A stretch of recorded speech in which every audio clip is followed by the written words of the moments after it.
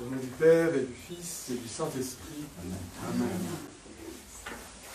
L'évangéliste Saint Marc décide de commencer donc son évangile par ce que nous venons d'entendre. Donc lui considère, parmi les quatre évangélistes, que de son point de vue, c'est ainsi qu'il veut nous présenter l'enseignement. Et donc il va nous révéler le Christ à partir du tout début de son activité publique, particulièrement de son saint baptême. Et avant ça, donc, il va nous initier au mystère du précurseur et nous expliquer Saint Jean Baptiste, sa prophétie, qui il est et comment il va arriver au moment incroyable de la théophanie, où la divine Trinité va se révéler au monde pour la première fois, l'Esprit Saint se répandre et commencer par délivrer le cosmos, et le Christ en capacité de nous donner le baptême du Saint-Esprit. Donc, absolument extraordinaire, un démarrage tonitruant, si l'on peut dire, et qui nous donne l'occasion de parler de ce personnage extraordinaire qui est le Baptiste et précurseur Saint Jean. On le voit, il est partout présent, on l'entend beaucoup, mais finalement, on n'a que peu d'occasion d'approfondir qui il est.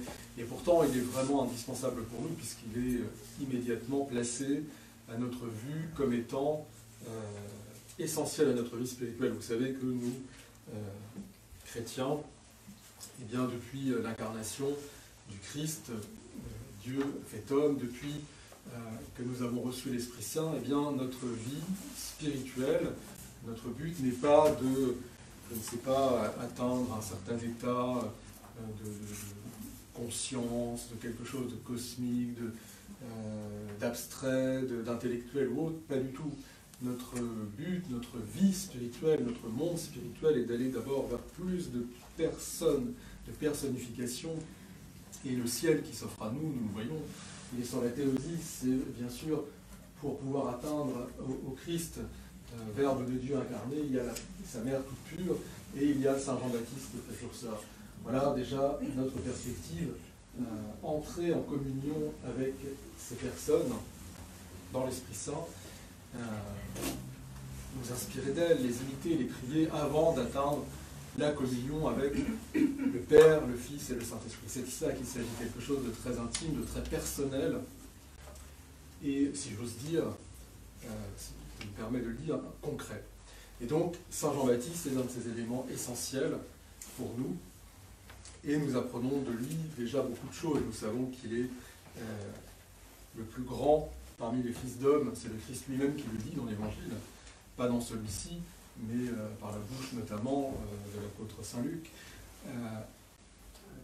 Il est certainement le dernier et le plus grand des prophètes.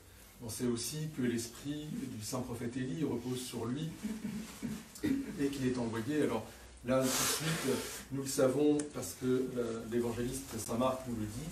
Il cite deux prophéties très importantes.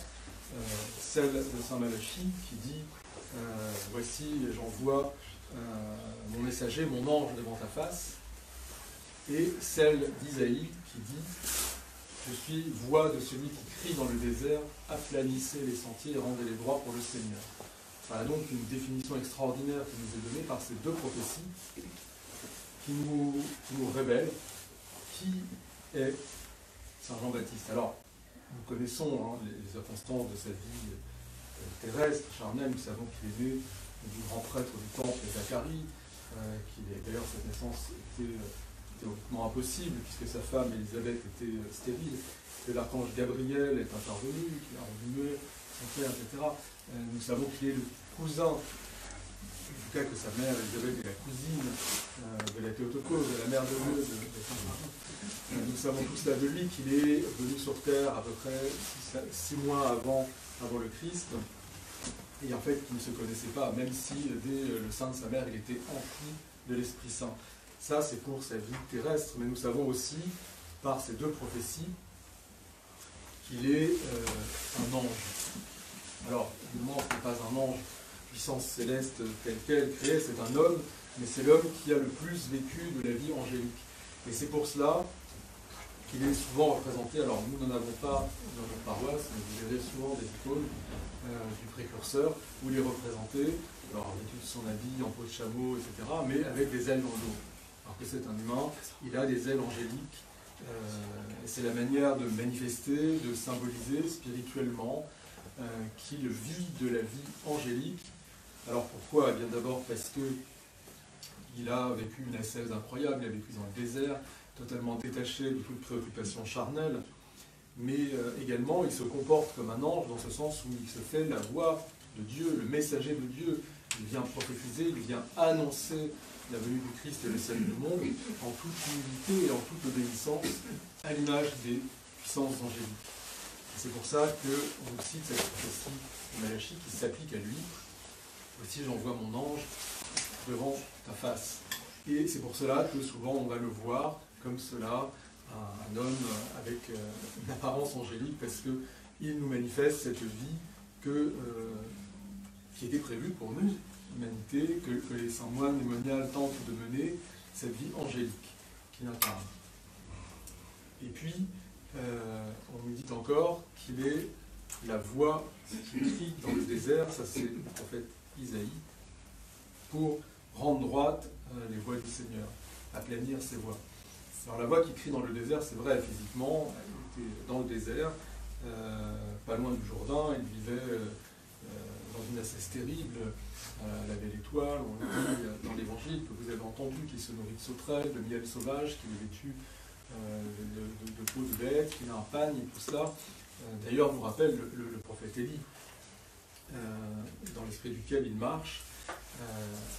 Et les Saints-Pères nous disent d'ailleurs que, bien sûr, c'est des éléments ascétiques qui montrent qu'il est dans le renoncement le plus total, mais ça manifeste aussi la condition humaine.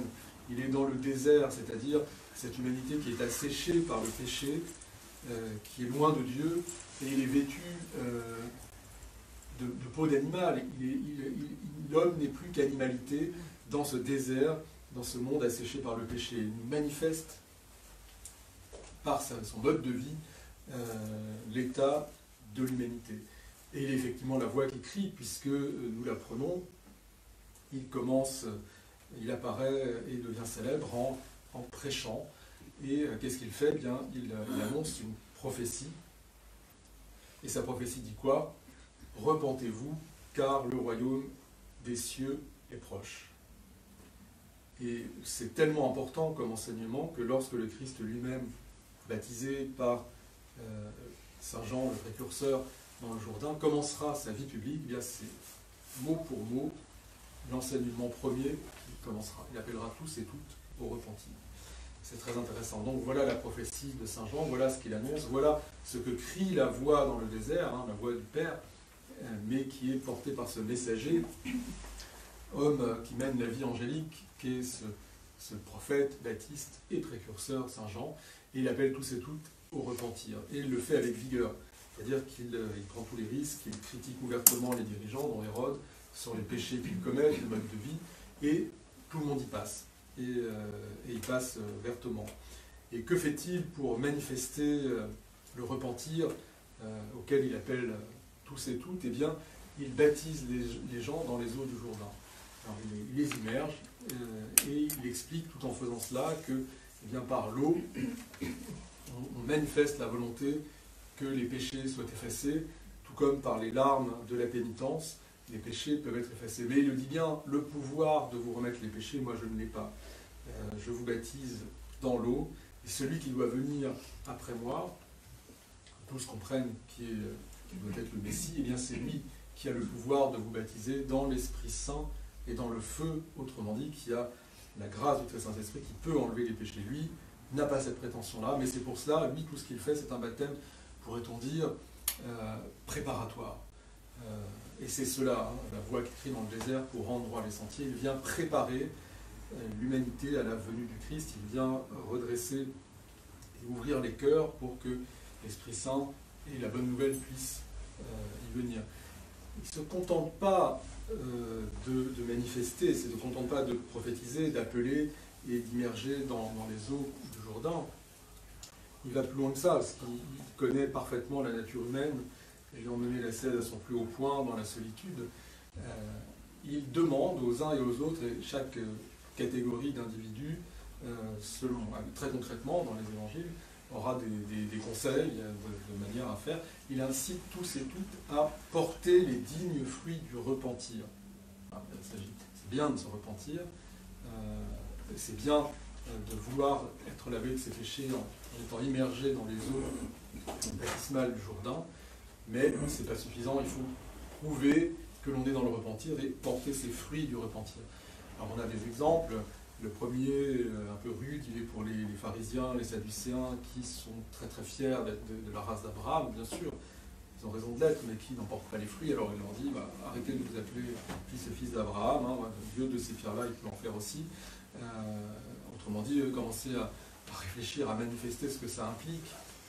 Il va demander aux soldats d'arrêter parce que leur solde est insuffisant, de brutaliser les gens pour les racketter et de se contenter de ce qu'ils ont, etc., etc. Chaque catégorie va avoir des conseils très concrets de manifestation du repentir. Donc on est dans quelque chose d'actif, et notre repentir vraiment actif.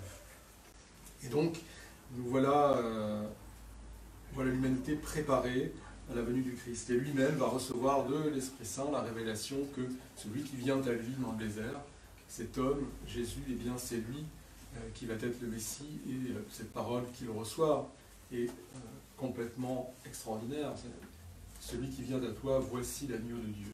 Voici l'agneau de Dieu. Pourquoi? Parce que lorsque l'on sait cela, on sait ce qu'il advient de l'agneau au temple. On sait que c'est celui qui va se sacrifier pour le salut du monde. Il reçoit cela, et anticipant bien sûr sur la grande et sainte fête de la Théophanie, un mot quand même, nous savons que il vient à Saint-Jean, et Saint-Jean évidemment est complètement effondré, perturbé.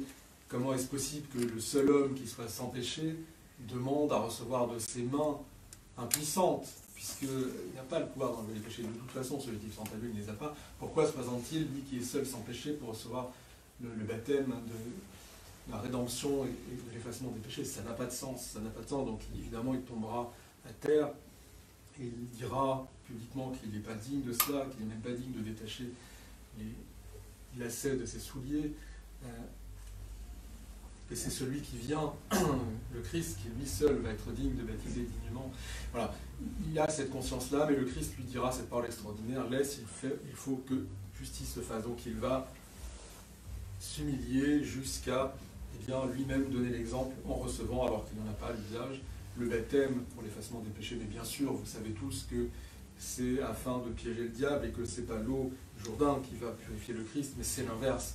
C'est le Christ qui va sanctifier les eaux du Jourdain, et à travers cela, la grâce incréée va se répandre dans le monde, et le salut du cosmos va commencer, et les eaux baptismales vont être vivifiées. C'est de cela qu'il s'agit, et c'est à ce mystère que nous nous préparons aujourd'hui, mais nous réfléchissons sur la présence de Saint Jean-Baptiste et son comportement. Si tout cela peut nous paraître parfois trop important, trop inatteignable, au moins nous avons Saint Jean-Baptiste, qui est assez proche de nous, même si c'est le plus grand parmi les hommes, qui nous donne vraiment les clés de l'ascèse pour nous préparer à être baptisés en conscience, savoir de quoi il s'agit, entrer vraiment dans le repentir, dans le royaume. Comment? En l'imitant, en écoutant ce qu'il dit et en l'imitant, en portant le repentir sans arrêt. Voilà, le premier pas que nous ayons à faire, c'est nous repentir. Et nous savons tous que nous repentir, c'est évidemment essayer de nous débarrasser de tout ce qui nous éloigne de Dieu et nous fait échouer dans la communion avec lui, c'est-à-dire les péchés. Mais donc fatalement, c'est avant toute chose, saint Théophane le Reclus le dit très bien d'ailleurs, entrer dans son cœur. Il n'y a pas d'autre porte pour le royaume, il n'y a pas d'autre voie de repentir que d'entrer d'abord dans son cœur et de voir ce qui s'y passe et de permettre à l'Esprit Saint d'y entrer. Nous avons donc une clé préparatoire importante que nous donne Saint Jean-Baptiste. Enfin aussi, bien sûr, le baptême d'eau avant de recevoir, avant d'être conscient de la grâce, eh bien, le baptême d'eau, celui de nos larmes, qui va nous rappeler le baptême qui a été le nôtre, eh bien, nous lave de nos péchés. Ça aussi, c'est du repentir. Et enfin, nous rappeler eh bien, ce que peut être véritablement le baptême, c'est-à-dire à quel point nous sommes véritablement sauvés, à quel point nous recevons la grâce divine en nous, pleinement, totalement, quelque chose d'inimaginable. Encore une fois, c'est difficile, et c'est pour cela que toute notre vie, nous allons y revenir, tout a été accompli une fois pour toutes, mais il est bien, bien difficile pour nous que cela rentre dans nos cœurs. Donc, nous avons cette possibilité, et comme nous sommes assez armés, eh bien, nous pouvons pas seulement écouter l'Évangile, méditer sur l'Évangile, réfléchir à qui est ce personnage, mais nous avons une voie très active pour ça. Nous pouvons prier Saint Jean-Baptiste, hein, Saint-Père, prophète et précurseur Jean, prie Dieu pour moi. Voilà. Nous pouvons le prier, et le supplier de nous guider dans le repentir, de nous amener à la conscience pleine entière du baptême, hein, à nous faire rentrer dans notre cœur, voilà, nous faire porter les dignes fruits du repentir. Nous avons cette possibilité qui nous est donnée. Et puis un petit mot qui est quand même en lien. C'est toujours assez émouvant, moi je trouve, d'entendre l'épître de l'apôtre Paul, notamment quand il s'adresse à Timothée. D'abord parce que leur lien est extraordinaire, que Timothée est un petit peu son disciple, quelque part un peu son successeur, il va les pas lire, évêque d'Éphèse, mais il y a quelque chose de très beau. Et à chaque fois qu'il s'adresse à lui, il lui donne des exhortations et des encouragements spirituels qui finalement sont vraiment pour nous aussi. Et ben justement, là on entend encore comment il l'encourage à porter les dignes fruits du repentir, tout en lui annonçant sa mort prochaine. Hein. Il annonce quand même. Hein. On a vraiment l'impression de se retrouver avec Saint Jean-Baptiste qui dit, voilà, il faut que lui, le Christ, croisse et que moi je décroisse. Il y a une sorte comme ça de passage de flambeau qui est absolument touchant. Et voilà, n'oublions pas, si cet épître nous est donné aujourd'hui, si ces encouragements nous sont donnés, écoutons-les, imprégnons-nous de ces encouragements. C'est tellement important dans la tradition russe. Il y a un extrait de l'épître à Timothée, un encouragement qui est pour les prêtres, qui est gravé derrière les croix.